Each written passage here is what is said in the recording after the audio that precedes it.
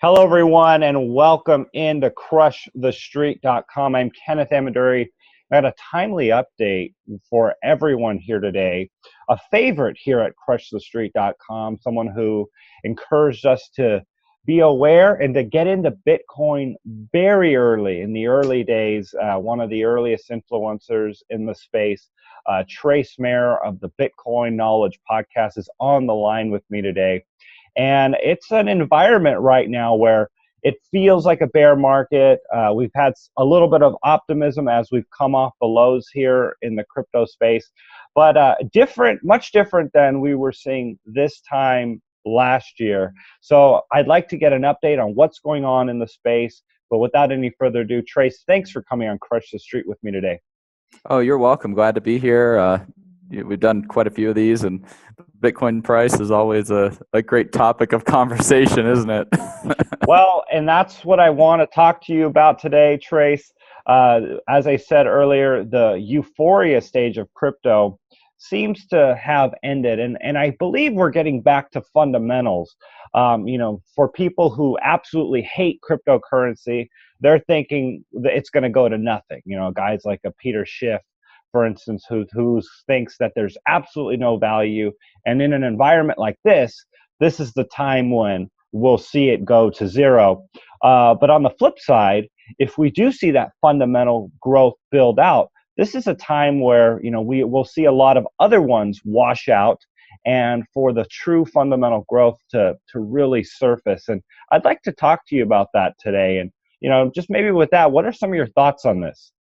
Yeah, so first, we always have these cycles in Bitcoin. They're particularly exacerbated because Bitcoin is strictly limited in amount. I mean, this is the hardest money that the world has ever seen. And I've been talking about that since, the need for it even before Bitcoin existed. Remember, Run to Gold? We did a lot of stuff together with that.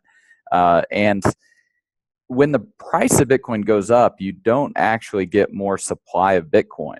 It's not like gold mines where you can go out and mine more ounces. Like, the number of Satoshis are strictly limited in amount. And I don't think a lot of people fully appreciate the ramifications of that when it comes to the supply-demand curves.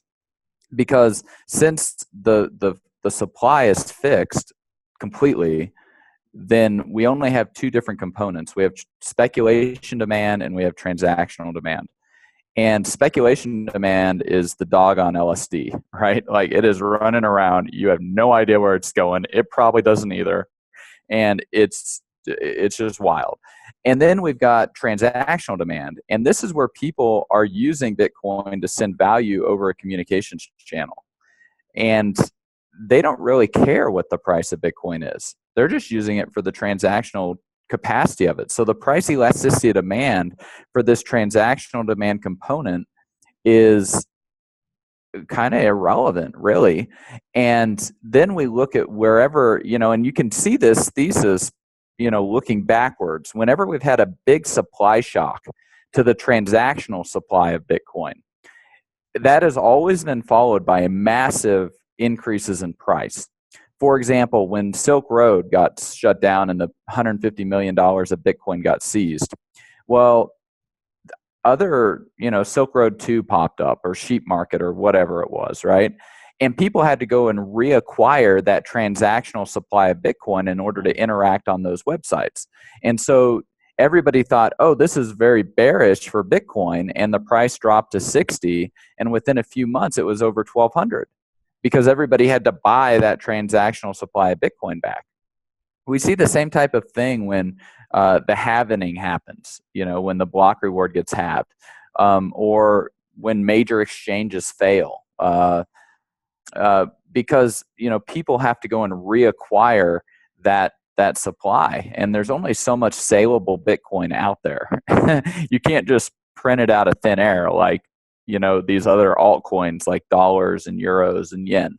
And so I think that's definitely at play. The other thing that's at play, and I'm not sure how we really apply this perfectly, but as a guide, I like to use what's called the Mayer multiple. I didn't coin it. Preston actually coined it. He's over on a investors podcast. And they made a website, mayermultiple.com. And what this shows is very simple. It's the current price divided by the 200-day moving average. And that gives you a relative price. And then you can plot that relative price over time, and you can look at standard deviations inside, on when it's cheap or when it's expensive. So right now, the Mayer multiple is at 0.9x, which is actually very cheap.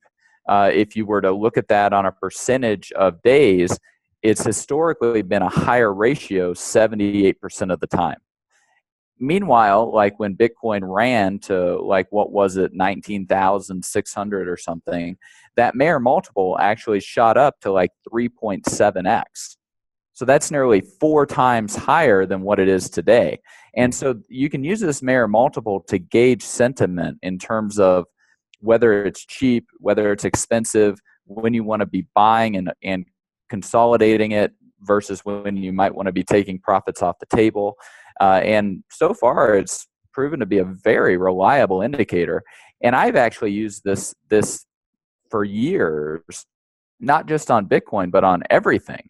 Because the problem we've got is the amount of economic censorship that central banks have been engaged in by suppressing the gold price and by interfering with interest rates and then other governmental policies. And if Bitcoin really is fit for purpose, if it really is censorship resistant, and it's able to break these artificial pegs that result from governmental interference. In other words, if it's able to overcome this economic censorship resistance by giving us a true pricing mechanism, then who knows what stuff is going to be worth.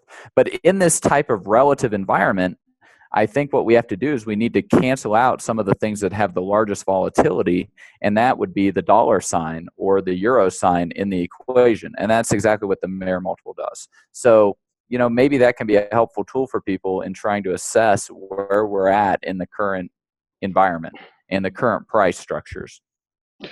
So, Trace, to get a further pulse on what's going on in the market, I read a story a month ago or so. It said 80% of ICOs last year were scams.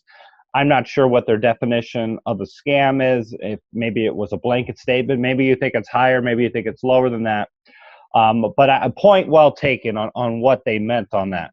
But what's going on with the shakeout in this environment of the scams or the ICOs that are not legitimate?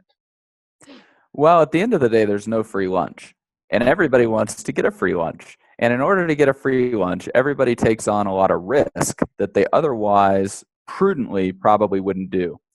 We see it in things like Social Security and retirement accounts. We see it in treasury bills treated as the risk-free asset. We see it in other Ponzi scams like BitConnect. Hey, like what's up, right? Like, you got these slick salesmen, you've got weak-minded people. Like, these are not the assets you're looking for, and they just fall for it time and again.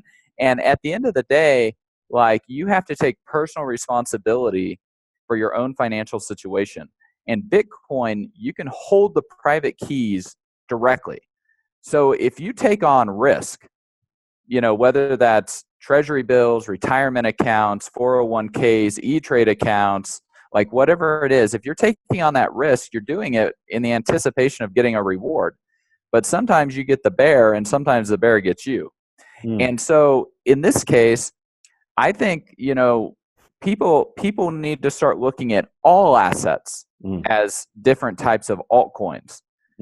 Dollars are altcoins, euros are altcoins, Ethereum's an altcoin, stocks are altcoins, junior mining gold companies are altcoins, Apple stock is an altcoin. Like, all of these things are altcoins.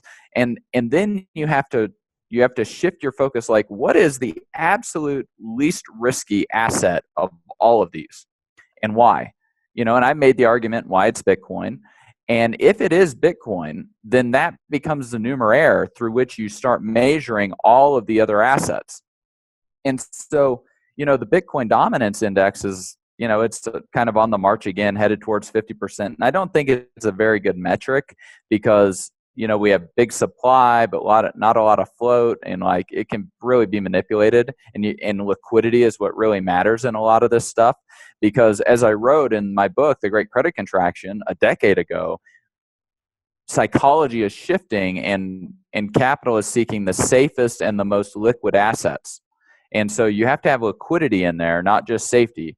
And Bitcoin's increasingly getting more and more liquidity. We've got fully collateralized Bitcoin derivatives with LedgerX. We've got tons of exchanges all over the world. We got physical cash markets with ATMs and stuff like that. So, I mean, this is a very liquid asset. And like, why hold dollars instead of Bitcoins? Why hold Apple stock instead of Bitcoins? Like, you need to start making the case. I think the burden of proof is increasingly shifting towards holding other assets instead of holding Bitcoin itself. Like, the default should just be the risk-free asset, which in my opinion is Bitcoin. Now, does that mean that the exchange ratio with other assets is stable? No, but like, that's mostly just been to the upside over the last 8 years, right? So, I mean, if you're, and why is that? Because Bitcoin is a sterile asset. Its increase in price is largely just a wealth transfer from holders of other assets to holders of Bitcoin. Like, this is not a surprise. It's an empty storage tank, and the capital is sloshing through all the different storage tanks out there. But if the capital really wakes up and really decides, like, oh, this is a very risk-free asset. In fact, it's more risk-free than dollars that can just be printed out of thin air. We'll just hold capital here. I mean, we got trillions of these altcoins that are dollars and euros out there. I mean, it's just, it will blow your hair back if there's actually any kind of large substantive move into Bitcoin. And remember, I got a 40, 50-year vision for Bitcoin. Like, we're just in the very beginning. And most people don't have any idea what they're doing. They don't even know what Bitcoins are. And so, but hey, there's some of us that do. And whoever calculates correctly economically is going to have profits. And whoever calculates incorrectly is going to have losses. And there are really only two things in this life that are strictly limited in amount. One is time, and the other is Bitcoin. And so if Bitcoin is the risk-free asset, then you have to start measuring in this thing that is strictly limited in amount, that has a fixed number of Satoshis, which means that you want to increase your balance sheet in terms of Satoshis, because you can buy almost an unlimited amount of other people's time if you have enough Satoshis. Yeah, those are powerful words right there. And I like what you said about just talking about the way Bitcoin is an empty storage container, and the visual of all these other wealth storage vehicles sloshing around and finding its way over to Bitcoin. And if you put it that way, and if you consider a lot of the other assets that are out there, altcoins, the Bitcoin dominance is still very, very small, with a lot of opportunity to attract a lot more capital from these other assets and to really move forward. And again, going to the sector, trying to get a feel for what's going on. Has it been harder for new ICOs and companies to raise funds in 2018 as opposed to how things were in 2017? We were getting stories where developers were making $500,000 a year. There was major shortages in the cryptocurrency space. And I'm curious, have you heard any stories of what the environment is like for people who decided to pour their time, pour their careers into some of these projects? What is life like for them now? Well, I sure hope it's getting harder to raise money in these ICOs, because I think the vast majority of them are just scams. And like, why? Hopefully individuals are getting much more skeptical, and they're not just throwing money at anything that has a fancy Wix website, But when you look at all these things and you price them in Bitcoin, they've just completely crashed, all these altcoins. And I think what we see in this dynamic is there's a lot of hot money, a lot of speculative money. These are people that don't understand what they're buying or why they're buying it. They're just chasing the latest fad. They get hit with like Facebook ads or Google ads and go buy their XRP or whatever it is because they've already been profiled as a gambler or unsophisticated by all the retargeting advertising algorithms out there. And so, hopefully they'll get a little bit more sophisticated. They'll do some thinking and analysis. They'll become hodlers of last resort of Bitcoin, if they buy into the thesis, and then they'll be much more skeptical. If they don't do that, they'll probably just keep taking losses until they don't have any more money to lose.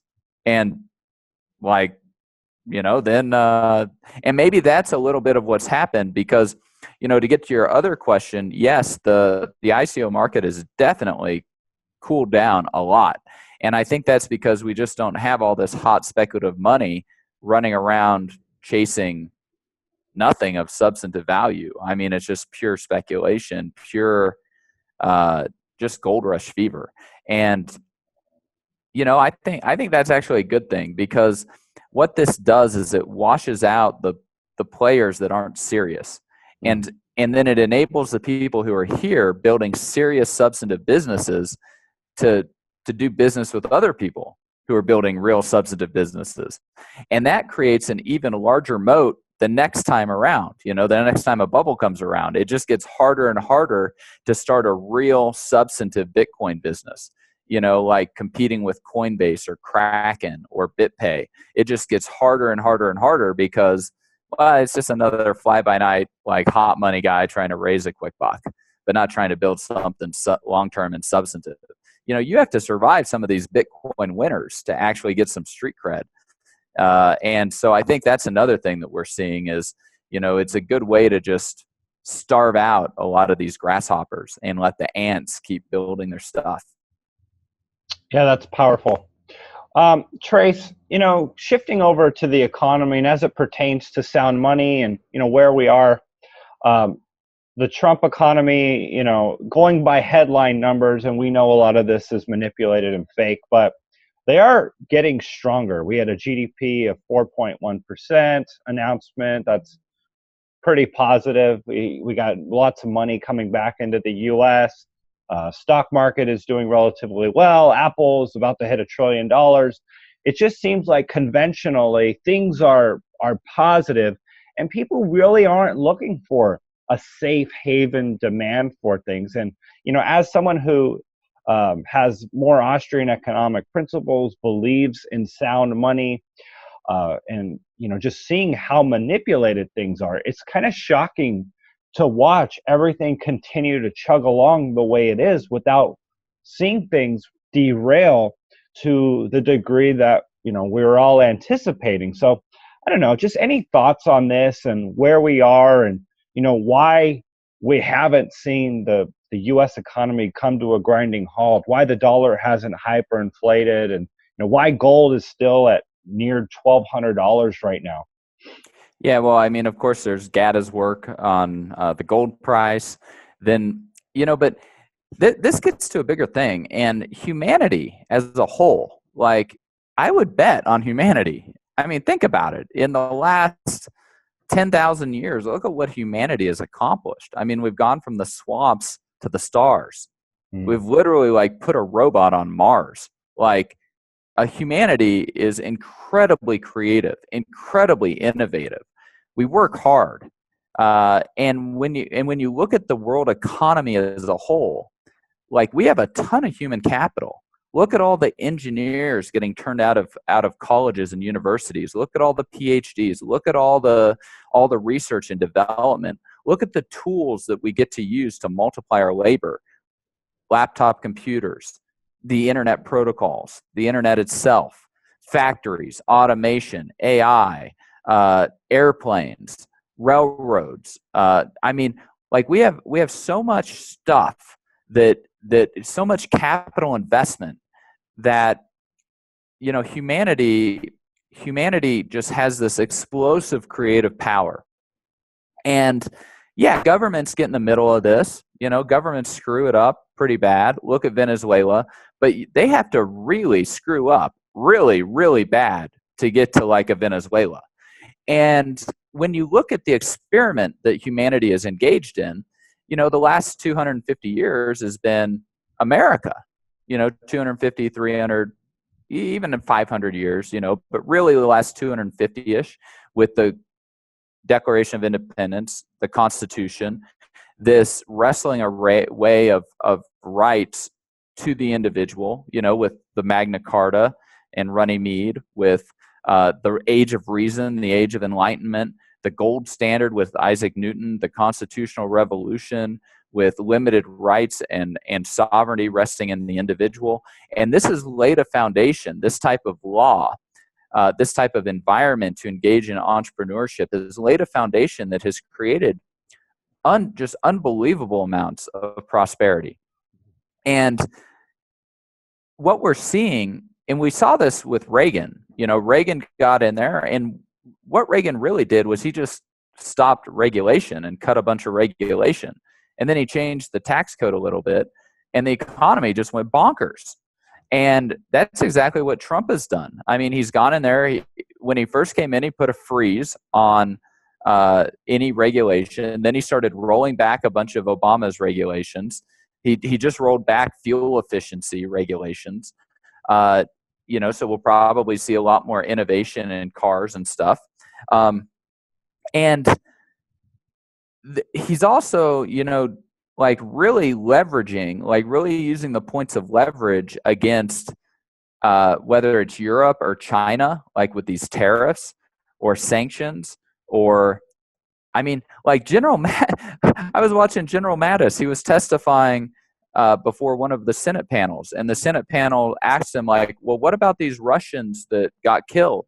And he was like, well, we have a de-escalation line, and I called the senior Russian officials and asked them if they were their guys, and they said no. So I gave the order to annihilate them, and they were annihilated.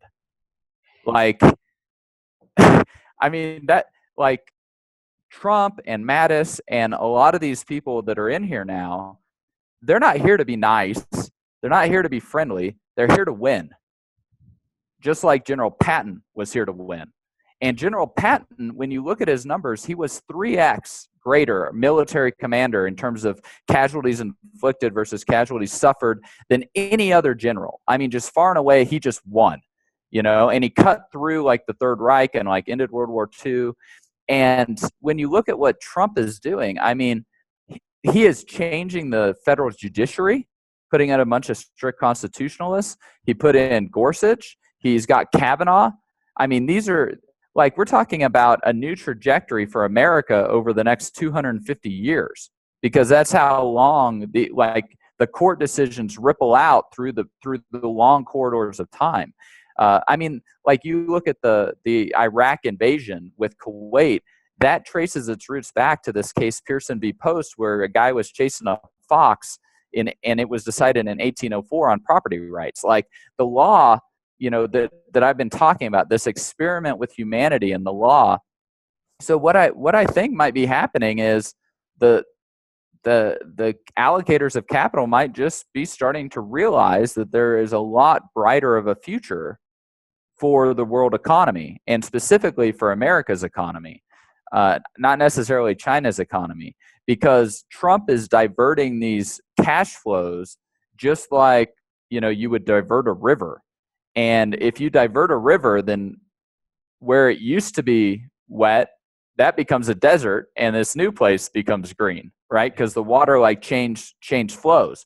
And so I think Trump is changing these cash flows globally, and it's starting to have a major effect. And a lot of that cash is coming back into the U.S. A lot of investments coming back into the U.S. Everybody wants to come to the U.S. They don't want to go to China. Everybody's leaving China. Everybody's leaving these other countries. They want to come to the U.S. The U.S. has been the largest importer of human capital over the last couple hundred years. And I mean, people want to you want to look at what has a bright future. Where do people want to go? Nobody wants to go to Venezuela. They want to come to the U.S. They want to, and so that's something to kind of keep in mind. And then that gives a tremendous amount of strength to the government's ability to manipulate stuff. Look at the president's working group on financial markets. Look at some of the, some of the executive orders that enable basically fraud on the income statements if the funding is going for classified projects. But when you just have such a massive economic juggernaut, you can have interferences like this. I mean, Right. what are people's alternatives? Go invest in Venezuela? Like Where's the going competition? Yeah, there's really like no competition. there's like in terms of the what the U.S. provides, which is sound property rights, and that's really what lifts people out of poverty. There isn't really a very good alternative or competitive, uh, like, I mean, maybe Bitcoin, because you can get protected by math, but I mean, you still have to, just because there's Bitcoin doesn't mean you're not going to have factories and real estate and people getting advanced degrees and productivity and all of this stuff. Bitcoin's just going to reprice all this stuff, but a lot of this economic activity is still all going to be taking place and going on.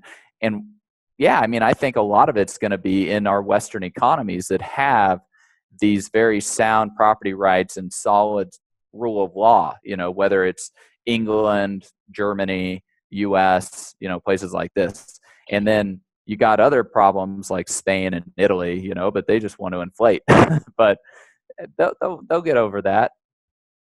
You know what? I agree with you in so many ways, and it just goes to remind me that with what Trump is doing, I disagree with some of the sound money Austrian economists in the sense that the tariffs that Trump is trying to enforce are just binary. If you enforce a tariff, it distorts the economy, but there's so many things that he's doing. It's like Trump is playing three-dimensional chess, and he's using the leverage to gain concessions and really move the U.S. forward. And maybe he gets those concessions and, he rolls things back. It's not just binary, good, bad, and I mean, destruction. It's even bigger than just 3D chess. I mean, it's almost like 4 or 5D chess. Like, I think these tariffs might be, not only is it about changing cash flows, but it's also about bringing back human capital and investment to the U.S. for national security purposes. Having the industrial base to build weapons here. Apple's going to build a giant plant here, like $20 billion plant, right? Like, okay, good luck, like compromising the hardware now, China, when the plant's in the U.S., right? Mm-hmm. And so, like, there's a lot more, I think, going on to this than just, the sound bites on the tariff stuff that we read.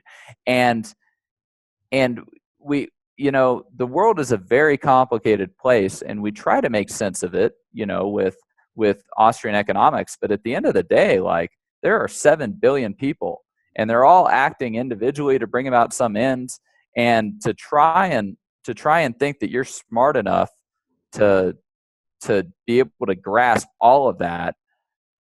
I mean, I think it's kind of a fool's errand. I mean, you can get some of the macro trends right, but I mean, there's just so much human activity that's taking place, and and that's just what's happening. I mean, yeah. and so you have asymmetric knowledge, and everybody's acting on the knowledge they have, deliberately trying to bring about some ends, but there's asymmetric knowledge. That's why we get all these profits and losses. And now we've got a ledger that is immutable, that is strictly limited amount, that we get to keep score on. It's called Bitcoin. And so now we have a scoreboard that is accurate. Yeah. We haven't had an accurate scoreboard ever. Right. For humanity. Now we do. And so, like, rack up more points on the scoreboard. Like, yeah. If you're so right, like, you should have more points. It's really kind of that simple. Right. Yeah, it's a powerful thing. Everyone has the right to their own opinion, but sometimes, making money, losing money, we can't judge everybody on that, but it's definitely an indicator as who's making the right decisions and who's making the wrong decisions based on their opinions that everyone has, right? Yeah, I mean, it's definitely, I mean, like economic calculation and profits and losses, as Mises writes about, that's how we determine who's serving needs of society. Mm. And I mean, people might whine and cry like, "Oh, I lost all my money in BitConnect. They should have to pay me back. They defrauded me." Why'd you give them any money in the first place? Like, and then why are you like? Did you not do a calculation on the probability that you would actually be able to recover anything in like any type of legal proceeding against them? I mean, you have to factor all of this stuff in. Like, you can't just expect to be able to free ride off of like all of this legal infrastructure and everything. I mean, that's part of the problem with our Mm. legal infrastructure. Even in the U.S., where the property rights are as solid and as good as they are, we still have a monopoly by the equity and justice providers. So we keep getting a higher and higher cost for a lower and lower quality of service. So why do you even want to avail yourself of that service in the first place? So just all the more reason to just be a hodler of last resort. Like, Absolutely. you don't have any employees to deal with. You don't have any management or board of directors to deal with. Like, you're dealing with an immutable, strictly limited amount blockchain that operates on laws of mathematics that you can interact with directly using a satellite for the full node and broadcasting transactions however you feel like, with an Iridium phone or over the internet or like whatever. So like, people don't really have an excuse anymore for taking on so much risk without properly calculating about it. And when in doubt, just hodl. I mean, it's not that difficult. Yeah, and Trace, I just wanted to say this has been a really eye-opening interview, and it was things that I've been thinking about for some time now, especially as we got into some of the esoteric and abstract concepts of government. It's a powerful thing. So many thousands of variables going on, and I'll give you an example. I moved out of California. It's a state, I think, that's riddled by a lot of problems. The government is just massively distorting a lot of things and creating a big problem long term for the state. But in 2018, here they legalized recreational cannabis, and I know that's a completely controversial topic, but that's a fundamentally sound thing that's going to greatly benefit the state. I'm not saying it's going to pull it out of the pit that I think it's going into, but it's a variable that's going to be very beneficial for the state of California. And again, it's something to consider going Oh, I, forward. I mean, it's the largest cash crop in the U.S. The Emerald Triangle is something like $15 billion of annual revenues, and bringing that activity out of the shadows and like, that's going to have lots of positive economic benefits. It might just be a different pit. Everybody will just be doing Cheech and Chong all day long or whatever, right? But no, I mean, like, cities and humanity are incredibly resilient, I think, is kind of the bottom line. And if anything, like, Trump's just on the warpath. He's got a particular vision and he's executing on it. And like, yeah, I mean, you can whine and complain about it, but I don't know what good that's going to do. The only thing that's going to matter is like the voting booth. But you look at some of there's a Supreme Court case about Ohio being able to purge voting rolls. Trump has already had a massive inquiry into voting fraud and dead people voting. So I don't even know that the Democrats are going to be able to turn out much of their voting base because, I mean, unfortunately, they're the ones who are fighting a lot of this stuff, which makes me think, well, the reason they're fighting it must be because they benefit from it, right? I mean, that kind of seems the logical deduction. And so, I think it's going to be a and Trump is going to do what's going to get him reelected.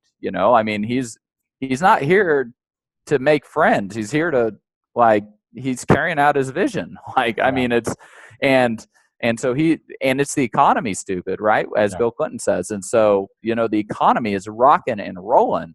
And I mean, P&Es are at like the highest ratio, and stock prices are at the highest ratio to GDP in a long time. So how long this can go on, I'm not sure. The Fed's starting to tighten, but man, there's just been a lot of quantitative easing and a lot of dry kindling out there.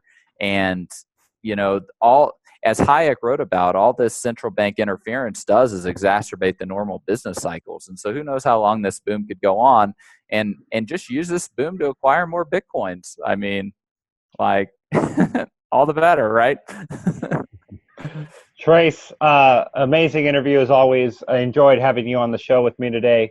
If people want to learn more about you and everything that you're doing, please let them know about the content you provide and just some closing thoughts. Oh yeah, glad to be with you. Yeah, I have my Twitter account at Trace Mayer, and then also the Bitcoin Knowledge Podcast, www.bitcoin.kn, and I just do it all kind of for fun. You know, it's a form of art for me, so I'm not selling anything or whatever. I just kind of have fun with this, and yeah, and so thanks so much for having me on here. It's been great, like usual. Thanks, Trace. You have a good one. You too.